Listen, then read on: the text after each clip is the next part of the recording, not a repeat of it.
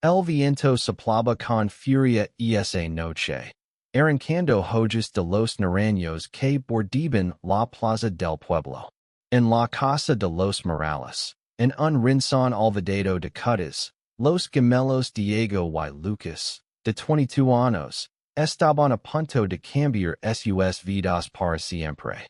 Con el corazón en la garganta, tomaron aire y confiesaron al unísono: somos homosexuales.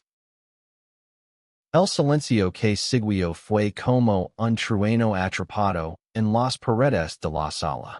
Diego, siempre el más impulsivo, buscó con los ojos la reacción de su madre. Carmen, cuya figura menuda parecía encajarse bajo el peso de las palabras. Lucas, más reservado, apretó los puños, esperando lo peor de su padre. Antonio, cuyo rostro se endureció como el mármol. La vida en el pequeño pueblo de Villar de la Frontera nunca había preparado a la familia para un momento como este. Eran los años 90, y aunque España comenzaba a abrirse al mundo, las tradiciones y el peso de la religión aún gobernaban los corazones de muchos.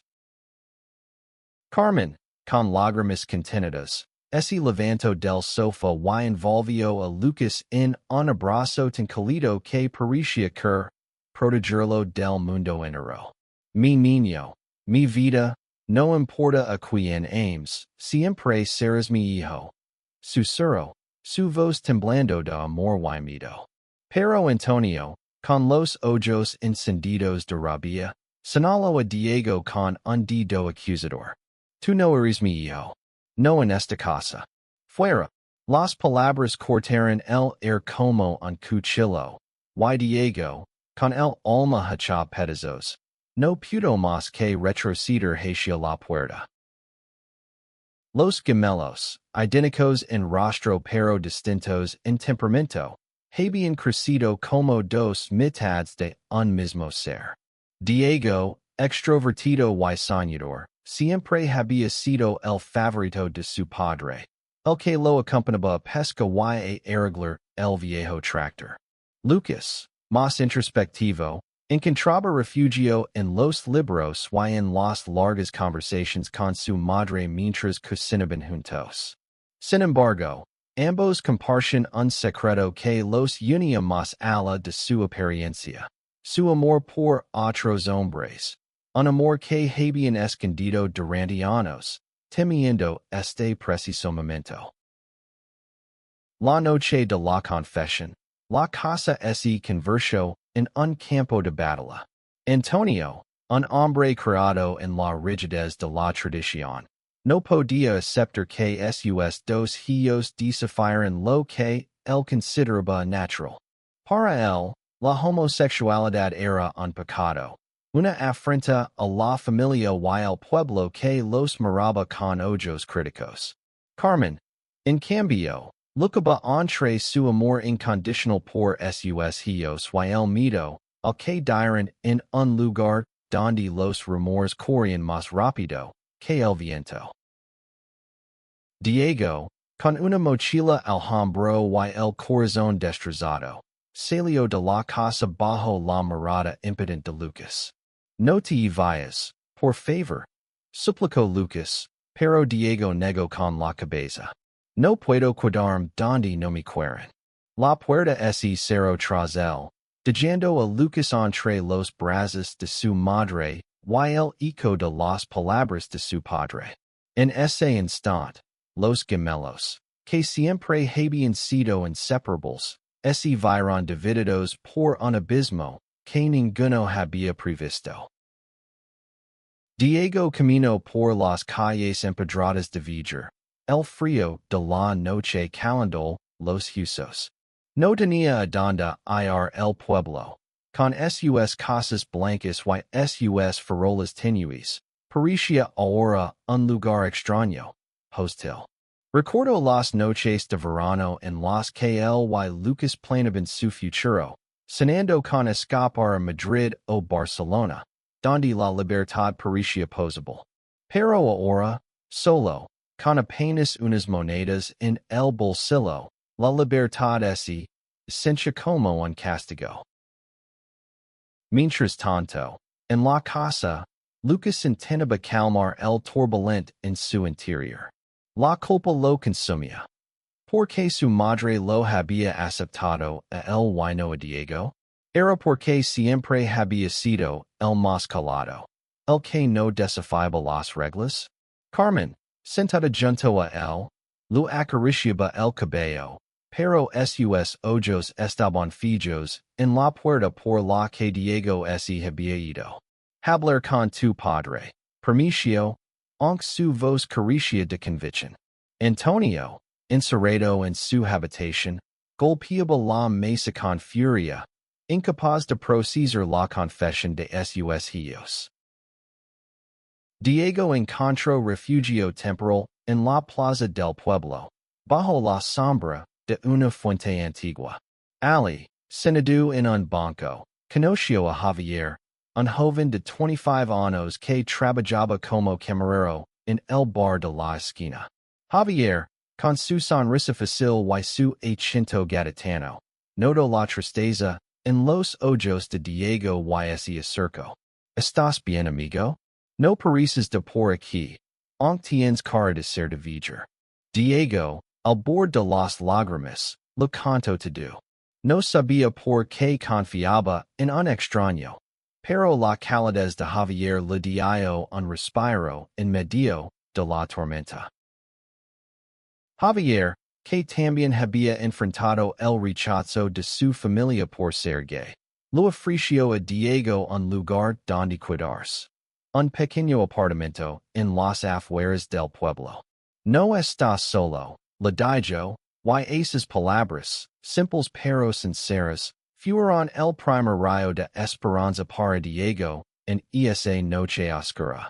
Mientras tanto, Lucas, en la casa familiar, se permitió a sí mismo que encontraría la manera de traer a su hermano de vuelta, sin importar el costo. La división entre los gemelos marcó el inicio de un viaje lleno de dolor, amor y redención. Diego, en su exilio forzado, descubriría un mundo nuevo junto a Javier, donde la aceptación era posible, pero también enfrentaría la soledad de estar lejos de su familia. Lucas, por su parte, se debatiría entre la seguridad de su hogar y la lucha por defender a su hermano, desafiando las normas de un pueblo que no estaba listo para entenderlos. El sol apenas despuntaba en Viger cuando Diego despertó en el sofá de Javier.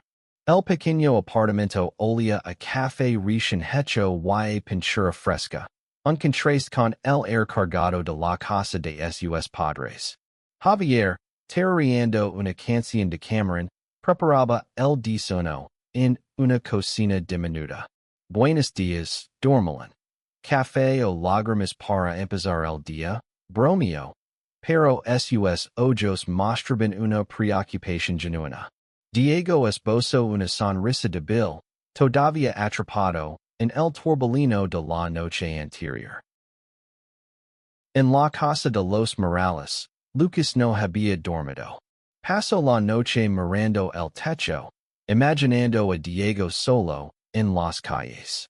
La culpa lo carcomía, porque él había recibido el abrazo de su madre y Diego el desprecio de su padre. La injusticia de la situación lo hacía hervir. Decidió enfrentarse a Antonio. Lo encontró en el patio, fumando un cigarrillo con la mirada perdida en los naranjos. Papa, tenemos que hablar de Diego, dijo Lucas con voz firme, aunque su corazón temblaba. Antonio lo miró con desdén.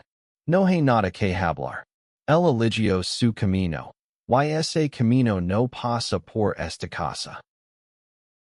Las palabras de su padre fueron un golpe, pero Lucas no se rindió.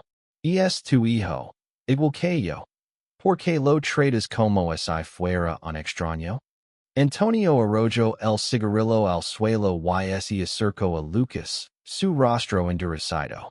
Porque no voy a permitir que esta familia sea la burla del pueblo. Uno de ustedes y es suficiente. Lucas sintió que el RSI lo escapaba. Por primera vez, entendió que el amor de su padre venía con conditions. Y esas conditions lo estaban destrozando. Mientras tanto, Diego comenzaba a conocer a Javier. El joven camarero, con su cabello rosado y su risa contagiosa, lo contó su propia historia. Había sido expulsado de su casa en Jerez a los 18 años por su orientación sexual. Desde entonces, había construido una vida modesta pero libre en Viger, trabajando en el bar y participando en un pequeño grupo de apoyo para jóvenes LGBT en Cádiz. No es fácil, pero así puede sobrevivir. Le dijo a Diego mientras comparten un café.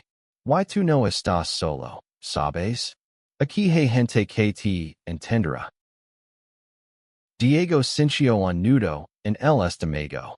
La idea de una comunidad, de un lugar donde no tuviera que esconderse, era algo que nunca había considerado. En Viger, ser diferente significaba vivir en las sombras. Pero Javier hablaba de Cádiz como si fuera un mundo nuevo, lleno de posibilidades. Hay un bar en la ciudad, el refugio. Y es un lugar donde podemos ser nosotros mismos. Si quieres, te llevo esta noche, propuso Javier. Diego dudó, pero algo en la mirada de Javier lo convenció.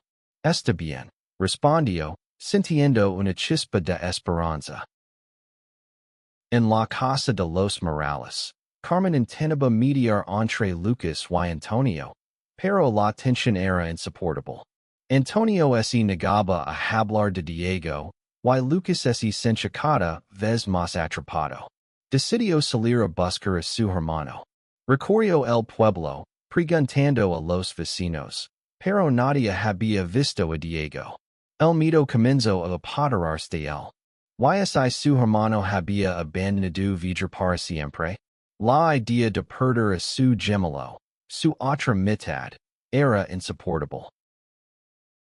Diego, por su parte, acompañó a Javier a su trabajo en el bar de la plaza.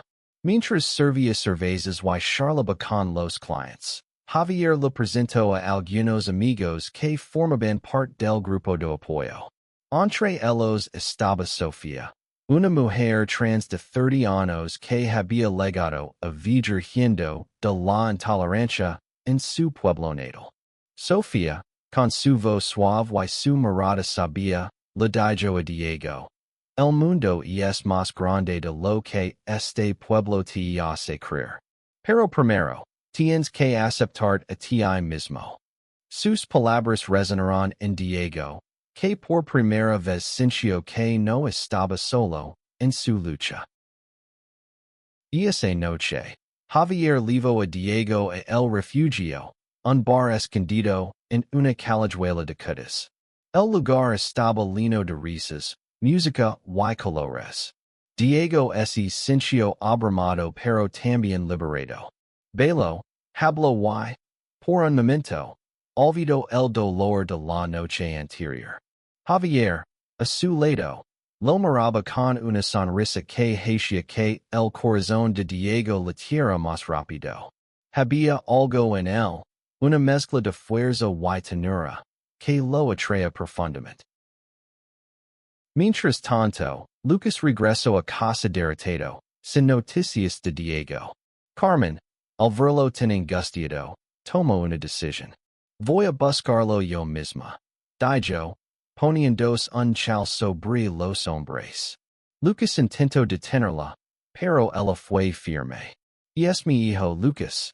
No voy a dejar que se pierda. Carmen salió al pueblo, decidida a encontrar a Diego, mientras Lucas se quedaba atrás, enfrentándose a la realidad de que su familia estaba rota. La noche en el refugio marcó un punto de inflexión para Diego. Por primera vez, se permitió imaginar una vida donde no tuviera que esconder quién era. pero también sabía que no podía dejar atrás a Lucas.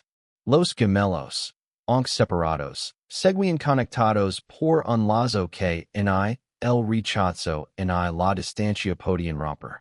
Diego decidió que volvería a vivir, no para suplicar el perdón de su padre, sino para luchar por su lugar en el mundo, junto a su hermano. El alba pintaba de dorado las calles de Villa cuando Carmen recorrió el pueblo en busca de Diego. Sus pasos eran rápidos, impulsados por una mezcla de miedo y determinación. Preguntó en la panadería, en la plaza, en el taller de bicicletas, pero nadie había visto a su hijo.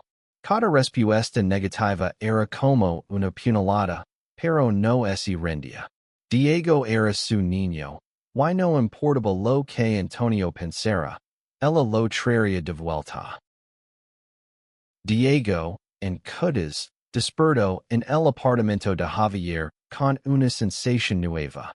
La noche en el refugio lo había mostrado un mundo donde podía ser el mismo, pero también lo había hecho extrañar a Lucas.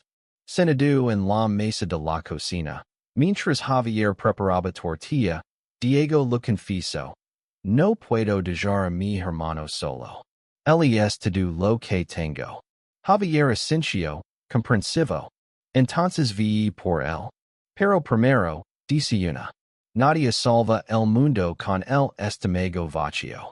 Diego sonrió, agradecido por la ligereza que Javier traía a su vida. En la casa de los Morales, Lucas estaba al borde del colapso. La discusión con su padre lo había dejado agotado, while la ausencia de Diego era un peso insoportable. Decidió ir al único lugar donde él y su hermano solían refugiarse. El acantilado al borde del pueblo, donde el mar se estrellaba contra las rocas. Ali, de niños, habían inventado historias de paradas y aventuras, prometiéndonos que siempre estarían juntos. Ahora, sentado en la hierba, Lucas sintió que había traicionado esa promesa. Carmen, mientras tanto, llegó a la plaza y vio el bar donde trabajaba Javier. Algo en su instinto la llevó a entrar. Javier, detrás de la barra, reconoció de inmediato el rostro de Carmen. Era la madre de Diego, con los mismos ojos oscuros y llenos de alma. ¿Y es usted la madre de Diego? Preguntó con cuidado. Carmen asintió, su voz temblorosa. Por favor, ¿sabe dónde está mi hijo?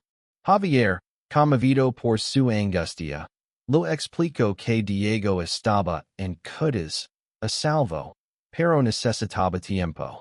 Venga conmigo, ese lo mostrar, dijo, ofreciéndose a llevarla.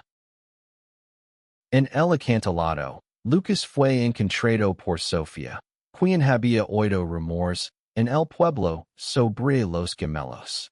Eres Lucas, ¿verdad? El hermano de Diego, dijo, sentándose a su lado. Lucas, sorprendido, asintió. Sofía le habló de su propia experiencia, de cómo había encontrado fuerza en la comunidad LGBT de Cudas.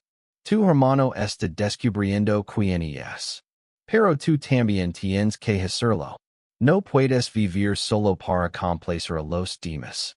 Lucas escuchó, dividido entre el deseo de proteger a su familia y la necesidad de ser fiel a sí mismo.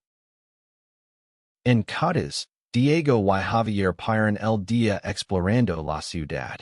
Caminaron por la playa de la Caleta, donde las olas parecían susurrar historias de libertad. Diego le confesó a Javier que, aunque agradecía su apoyo, no podía dejar de pensar en Lucas y en su madre. Quiero luchar por mi lugar en mi familia, pero no sé cómo, admitió.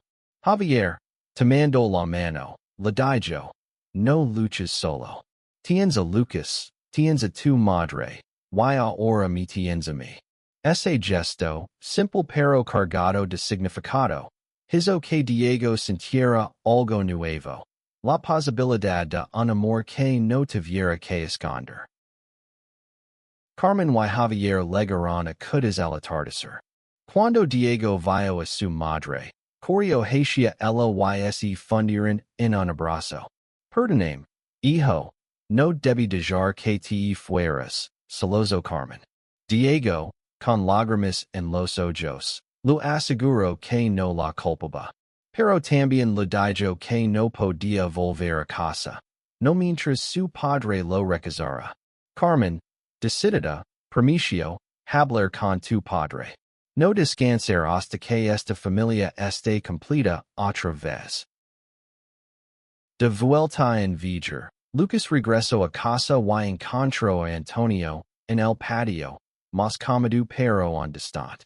Papa, Diego no es el único que sufre. Yo también estoy perdiendo a mi familia, dijo Lucas, con una valencia que no sabía que tenía. Por primera vez, Antonio lo miró sin ira, solo con cansancio. No sé cómo manejar esto, Lucas. Todo lo que sé es que no quiero perderlos a los dos. Fue un pequeño paso, pero para Lucas significó esperanza. Esa noche, Diego decidió escribir una carta a Lucas.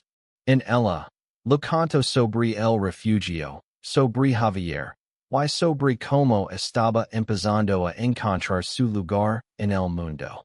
No te rindas, Lucas. Somos gemelos, estamos conectados. Vamos a salir de esto juntos, escribió.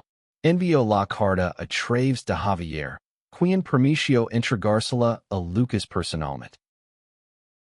El día terminó con los gemelos separados por la distancia, pero más cerca que nunca en espíritu. Diego, en cuidas, comenzaba a construir una vida nueva, mientras Lucas, en Viger, se preparaba para enfrentarse a su padre y luchar por su hermano. Carmen, atrapada entre el amor por sus hijos y la lealtad a su esposo, sabía que el camino hacia la reconciliación sería largo, pero estaba dispuesta a recorrerlo. La carta de Diego llegó a manos de Lucas al amanecer, entregada por Javier en la plaza de Viger. Lucas la abrió con manos temblorosas, y cada palabra de su hermano fue como un ferro en la tormenta. No te rindas, Lucas. Somos gemelos, estamos conectados. Esas líneas lo llenaron de una determinación feroz. No podía permitir que su familia se desmoronara. Decidió que hablaría con su padre, no con ira, sino con la verdad que llevaba dentro. En cuidas, Diego pasaba sus días entre el apartamento de Javier y el refugio. El bar se había convertido en su santuario, un lugar donde las risas y las historias de otros le recordaban que no estaba solo. Javier, con su energía inagotable, lo llevaba a puir por las murallas de cuidas, contando anécdotas de su infancia en Jerez. Diego comenzaba a sentir algo más que gratitud hacia él. Era una atracción que crecía con cada mirada, cada roce accidental. Pero también había miedo. ¿Cómo podía enamorarse cuando su vida estaba tan rota? En Viger, Carmen organizó una reunión familiar.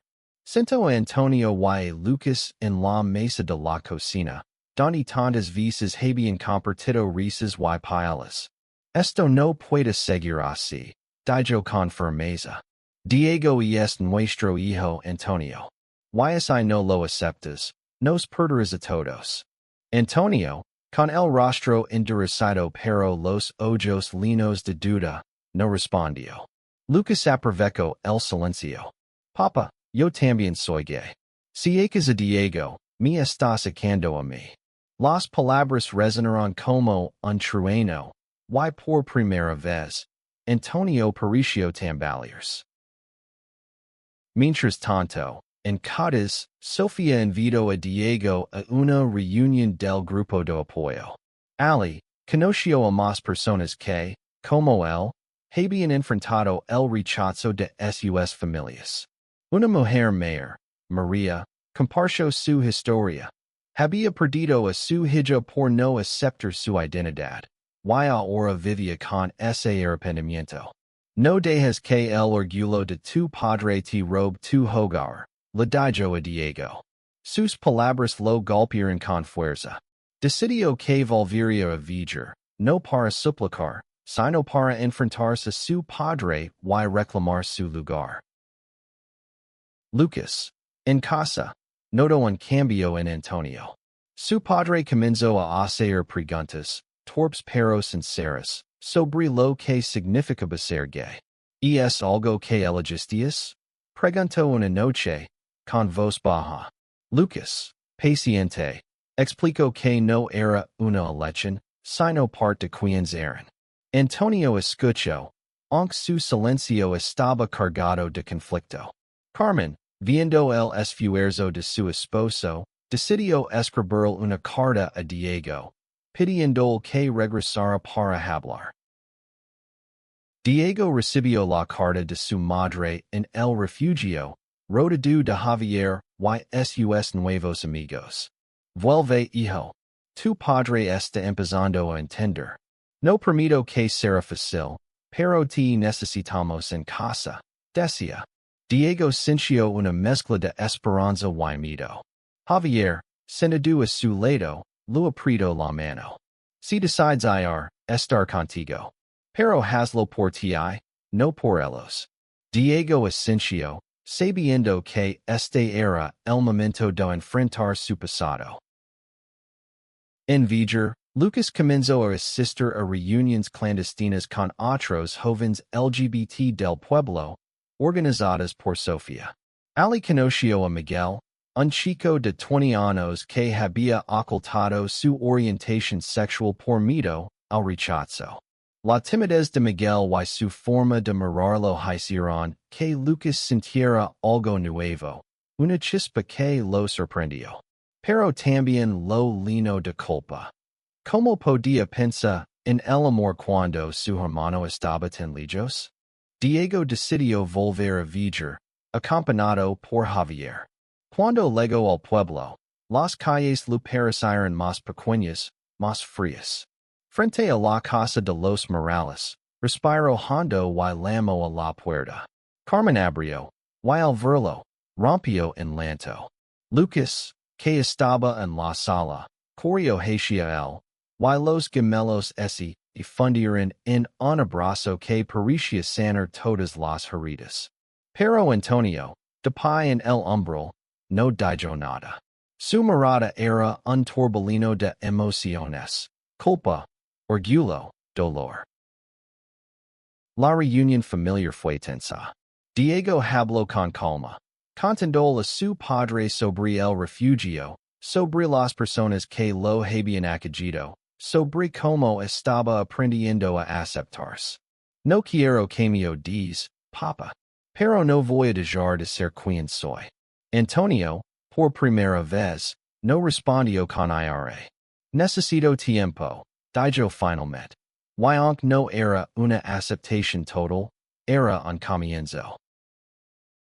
Esa noche, los gemelos hablaron hasta el amanecer en el acantilado.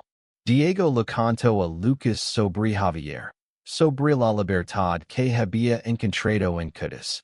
Lucas, a su vez, confesó su encuentro con Miguel y su miedo a enamorarse. Somos gemelos, Diego. Si tú puedes ser valiente, yo también puedo. Rieron, lograron y se permitieron que, pase lo que pase, nunca volverían a separarse. El verano llegó a vivir con un solo abrasador, pero en la casa de los Morales, el calor más intenso venía de las conversaciones pendientes. Diego, de vuelta en el pueblo, vivía temporalmente con Sofía mientras intentaba reconstruir su relación con su padre. Lucas, por su parte, pasaba los días dividido entre apoyar a su hermano y explorar los sentimientos que Miguel había despertado en él. La familia estaba en un frágil equilibrio, como un castillo de naipes a punto de colapsar. Antonio, presionado por Carmen y por las palabras de Diego, comenzó a asistir a misa con menos frecuencia. En su lugar, pasaba horas en el patio, mirando los niños como si buscaran respuestas. Una tarde, llamó a Diego y a Lucas para hablar. No entiendo todo esto. Admitió, con la voz quebrada. Pero no quiero perderos. Fue la primera vez que los gemelos vieron a su padre vulnerable. Y aunque no hubo abrazos, sus palabras fueron un puente hacia la reconciliación. Diego y Javier seguían vientos. Aunque la distancia entre Viger y quedas complicaba las cosas. Una noche, Javier visitó a Diego en casa de Sofía, y los dos hablaron bajo las estrellas. Me gustas, Diego. Pero no quiero que te sientas obligado a nada, dijo Javier, con una honestidad que desarmó a Diego. Tú me haces querer ser mejor, respondió Diego, y por primera vez, ese permitió besarlo. Fue un momento de libertad, pero también de miedo. Estaba listo para amar en un mundo que on lo juzgaba. Lucas, meanwhile, se encontraba con Miguel en las reuniones de Sofía. Miguel, con su sonrisa tímida y sus historias sobre el campo andaluz, lo hacía sentir vivo. Una tarde, mientras caminaban por el acantilado, Miguel tomó la mano de Lucas. No sé si estoy listo para que el pueblo lo sepa, confesó Miguel. Lucas, recordando el dolor de Diego, respondió. No tenemos que decírselo al mundo. Solo tenemos que ser nosotros. Ese momento marcó el inicio de algo nuevo, frágil pero hermoso. Carmen, decidida a sanar a su familia, organizó una cena en casa. Invitó a Diego, a Javier, a Lucas y, sorprendentemente, a Miguel. Antonio, aunque reticente, aceptó estar presente. La cena fue un campo minado de emociones. Javier y Miguel, nerviosos, intentaban encajar, mientras los gemelos intercambiaban miradas de apoyo. Antonio apenas habló, pero no hubo gritos ni reproches. Al final de la noche, cuando Javier y Miguel se despidieron, Antonio le dijo a Diego, tu amigo parece buena persona. No era mucho, pero para Diego fue un mundo. En el refugio, Diego y Lucas comenzaron a asistir juntos a las reuniones del grupo de apoyo en Cádiz. Ali, compartieron sus historias, sus mitos y sus esperanzas. Los gemelos, que siempre habían sido un equipo, encontraron en la comunidad un nuevo hogar. Sofía, como una hermana mayor, los guiaba, mientras María, la mujer que había perdido a su hija, se convirtió en una figura materna para ambos. La familia no siempre es la que te da la vida. A veces, es la que eliges, les dijo una noche, y esas palabras se grabaron en sus corazones. El pueblo, sin embargo, no estaba listo para aceptar a los gemelos. Los rumores corrían como el viento, y las miradas en la plaza se volvieron más frías. Una tarde, un grupo de vecinos confrontó a Lucas en la panadería, llamándolo desviado.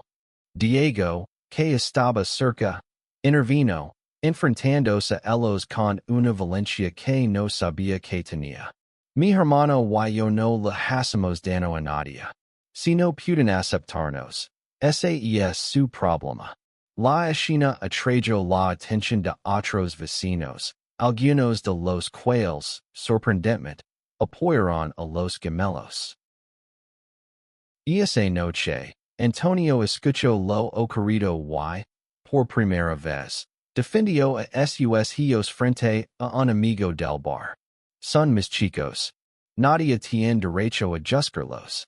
Carmen, al enterarse, Loro de Olivio. El cambio en Antonio era lento, pero real. Los gemelos, aunque agradecidos, sabían que el camino hacia la aceptación total sería largo.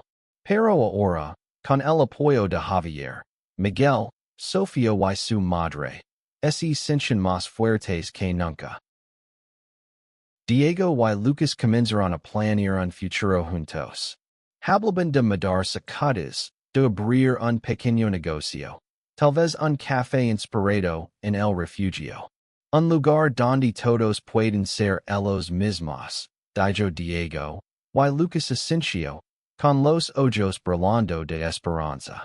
La idea de un futuro libre, donde pudieran amar y vivir sin miedo, era lo que los mantenía en paz. El otoño trajo un aire fresco a vivir, pero también una nueva tensión. Los gemelos, ahora más unidos que nunca, enfrentaban el desafío de hacerse un lugar en un pueblo que on los miraba con recelo. Diego y Lucas, junto a Javier y Miguel, comenzaron a organizar pequeñas reuniones en casa de Sofía, un espacio seguro donde otros jóvenes del pueblo podían hablar sin miedo. Estas reuniones, aunque discretas, empezaron a cambiar la percepción de algunos vecinos, especialmente de los más jóvenes. Antonio, en un esfuerzo por entender a sus hijos, aceptó una invitación de Carmen para visitar el refugio en Cádiz. La experiencia lo abrumó. Ver a tantas personas siendo ellas mismas, sin miedo ni vergüenza, lo hizo cuestionar todo lo que había creído. Una noche, cenando con Diego y Lucas en el patio de casa, les dijo: No sé si alguna vez lo entendré del todo, pero quiero intentarlo. Fue la primera vez que los gemelos sintieron que su padre los veía, realmente los veía. Diego y Javier, mientras tanto, profundizaban su relación. Una noche, en la playa de la Caleta, Javier le confesó a Diego que soñaba con abrir un bar propio, un lugar como el refugio pero en vivir. Podríamos hacerlo juntos, le dijo, con los ojos brillantes. Diego, emocionado, aceptó. La idea de construir algo con Javier, no solo un negocio sino una vida, lo llenaba de esperanza. Pero también sabía que vivir no sería un lugar fácil para un proyecto así. Lucas y Miguel, por su parte, avanzaban con cautela. Miguel, un temeroso de los rumores, pidió mantener su relación en secreto. Lucas, aunque lo entendía, sentía el peso de esconderse. Una tarde, mientras caminaban por el acantilado, Lucas le dijo: No quiero vivir a medias, Miguel. Quiero que el mundo sepa que te quiero. Miguel, con lágrimas en los ojos, permitió intentarlo, pero el miedo aún lo paralizaba. Carmen, decidida a apoyar a sus hijos, comenzó a hablar con otras madres del pueblo. Organizó reuniones en la iglesia, donde, con la ayuda de un sacerdote progresista, explicó que el amor de sus hijos no era un pecado, sino una bendición. Algunos vecinos la escucharon. Otros, como el dueño de la panadería, se negaron a cambiar. Pero Carmen no se rindió. Mis hijos son mi orgullo, decía, y poco a poco, su valencia inspiró a otros. Una noche, un grupo de jóvenes homófobos del pueblo atacó la casa de Sofía, rompiendo ventanas y gritando insultos.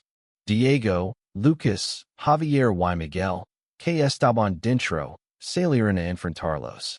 La situación escaló hasta que Antonio apareció, furioso, y los ahuyentó.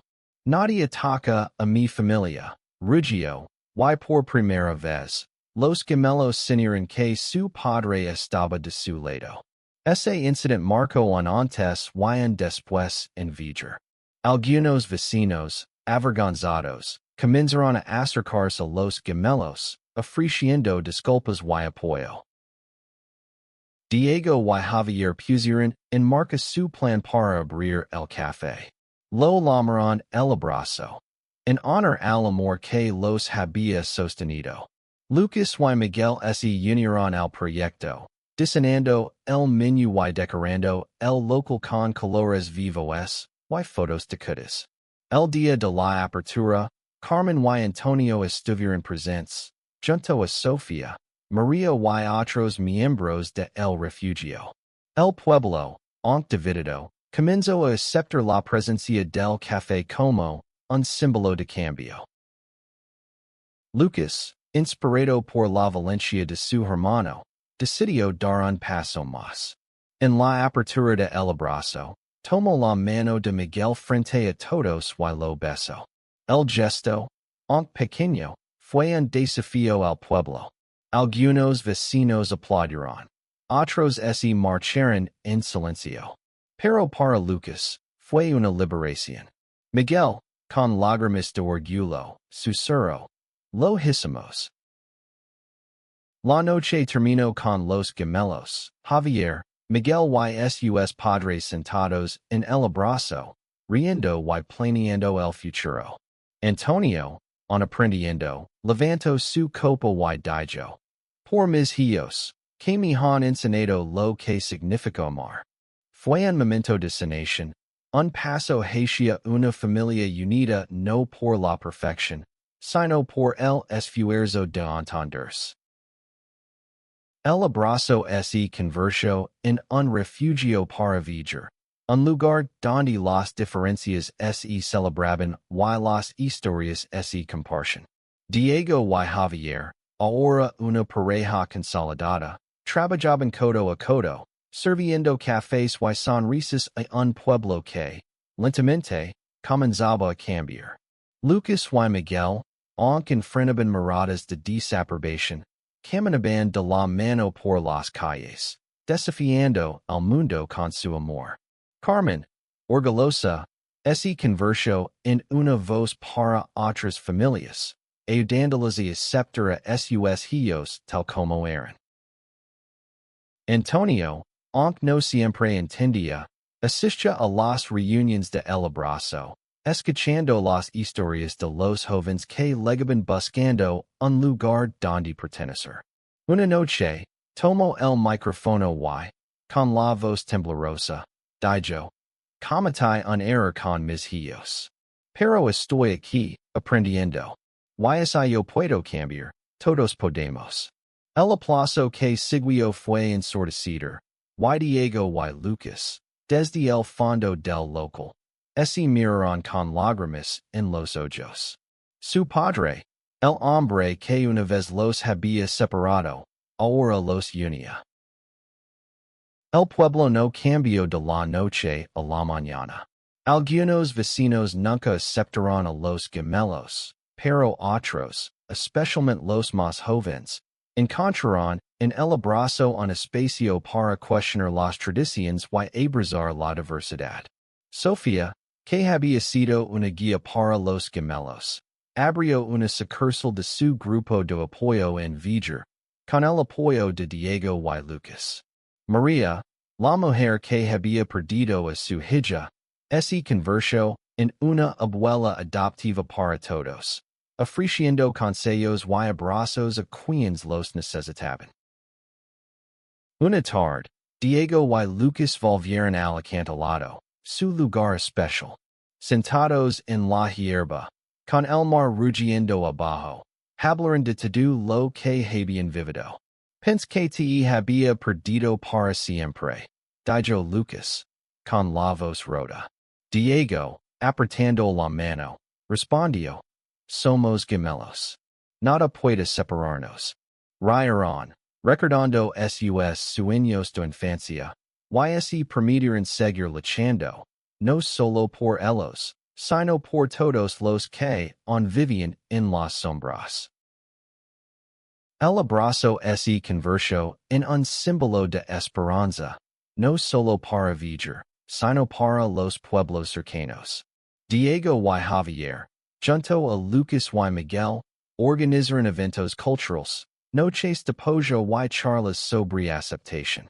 Carmen y Antonio, ahora aliados, apoyaban cada iniciativa, demostrando que el amor de una familia puede superar, incluso los prejuicios más arraigados. El último día del verano, los gemelos organizaron una fiesta en el abrazo para celebrar su primer aniversario. El local estaba lleno de amigos, vecinos y desconocidos que habían encontrado un hogar en sus paredes. Diego, subido a una silla, brindó por los que nos recasaron y nos enseñaron a ser fuertes, por los que nos abrazaron y nos dieron alas, y por nosotros, que nunca dejamos de ser quien somos. Lucas, a su lado, levantó su copa, y los gemelos se miraron, sabiendo que habían encontrado su lugar en el mundo. La noche terminó con música, risas y promesas de un futuro mejor. Diego y Javier, Lucas y Miguel, Carmen y Antonio, todos bailaron bajo las luces de el abrazo, rodeados de una comunidad que, aunque imperfecta, estaba aprendiendo a amar sin condiciones. Los gemelos, que una vez fueron divididos por el rechazo, ahora estaban unidos por algo más grande, la certeza de que el amor, en todas sus formas, siempre encuentra un camino. El significado de su viaje no estaba en borrar el dolor, sino en transformarlo. Diego y Lucas, dos mitades de un mismo corazón, demostraron que incluso en un mundo que a veces rechaza el amor propio y el apoyo de los que te quieren pueden construir un hogar. Y en Viger, bajo el cielo estrellado, el abrazo brillaba como un faro, recordando a todos que la verdadera fuerza nace de ser fiel a uno mismo.